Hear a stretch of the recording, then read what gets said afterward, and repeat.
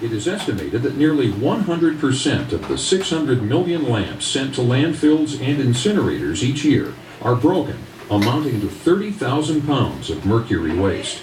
The mercury vapors emitted during improper disposal are released in the air and can travel over 200 miles. Mercury and its vapor is highly toxic to the human nervous system. What's up, Jeff? Hey, Jen. Hey, Kurt. How are you, Jeff? So, what's this new miracle product we've been hearing about? It's the compact fluorescent light bulb. That's weird looking. But they save a lot of electricity, don't they? Up to 80%, Jen, as compared to standard incandescent bulbs. All right, 80%. That's pretty good. That's a real money saver. And these bulbs are also good for the environment, Kurt. See, by using less electricity, they'll reduce greenhouse gas emissions in America's coal-burning power plant. Sounds like it broke. Yep. It did. Well, we don't have a lot of time here, Jeff, so just grab another one and we'll continue. Yeah, I can't do that. I gotta deal with this mercury spill first. Mercury, isn't that a deadly poison, Jeff? Yeah, afraid so. And each CFL bulb contains about 5 grams of mercury. Whoops, don't worry. I know how to dispose of it properly. If you break one, it releases small amounts of mercury, so first of all, make sure the room is well ventilated and the air conditioning is off. This will help lower mercury levels. Use stick paper to pick up the broken pieces of glass, and then sticky tape, such as duct tape, to pick up any remaining small glass fragments and powder. Never clean it up with your bare hands. Do not use a broom or vacuum cleaner because brooming will break the mercury into smaller droplets and then spread them, and vacuuming will put the mercury into the air, increasing exposure. If vacuuming is needed, do it only after visible materials are removed, and dispose of the vacuum debris in a sealed plastic bag. They're nice looking and energy efficient and come highly recommended by, well, your government.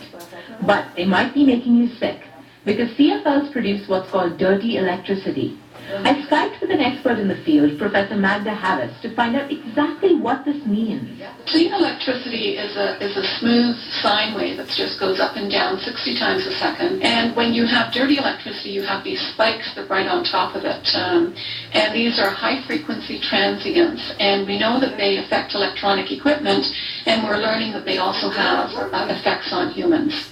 Harris talks about the effects on diabetics.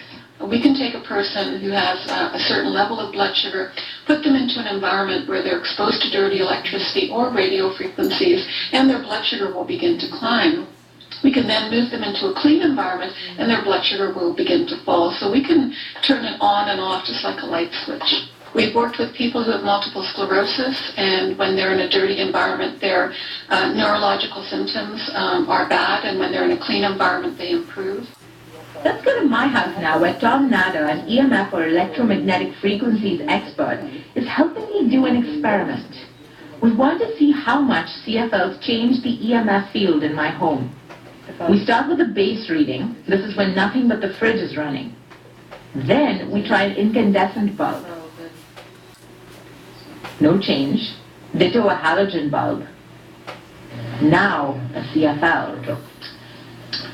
Holy. Even worse, the effect of CFLs is cumulative.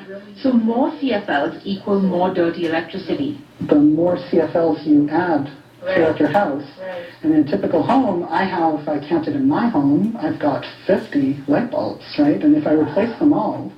Now this says there are viable options for those looking for safe energy efficiency.